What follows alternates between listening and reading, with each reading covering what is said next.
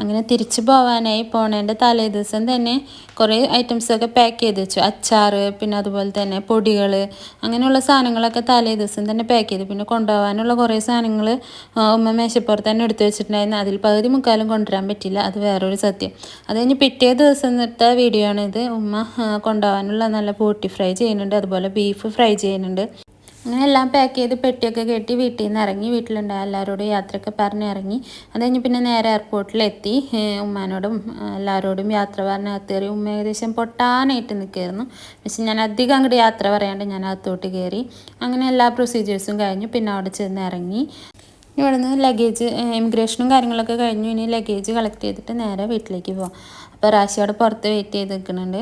അപ്പോൾ ഇതിൻ്റെ full detail ആയിട്ടുള്ള വീഡിയോ ഞാൻ ഈ ചാനലിൽ അപ്ലോഡ് ചെയ്തിട്ടുണ്ട്. അപ്പോൾ കാണാത്തവരുണ്ടെങ്കിൽ താഴെ അതിൻ്റെ ലിങ്ക് കൊടുത്തിട്ടുണ്ട്. അതിലൊന്ന് ജസ്റ്റ് ക്ലിക്ക് ചെയ്യുക, വീഡിയോ കാണുക, സപ്പോർട്ട് ചെയ്യുക, ലൈക്ക് ചെയ്യുക, ഷെയർ ചെയ്യുക, കമൻറ്റ് ചെയ്യുക, അതുപോലെ തന്നെ സബ്സ്ക്രൈബ് ചെയ്യുക. അപ്പോൾ ഇനി ഇവിടുത്തെ വിശേഷങ്ങളായിട്ട് പുതിയ വീഡിയോസായിട്ട് വരാം. അതുവരെ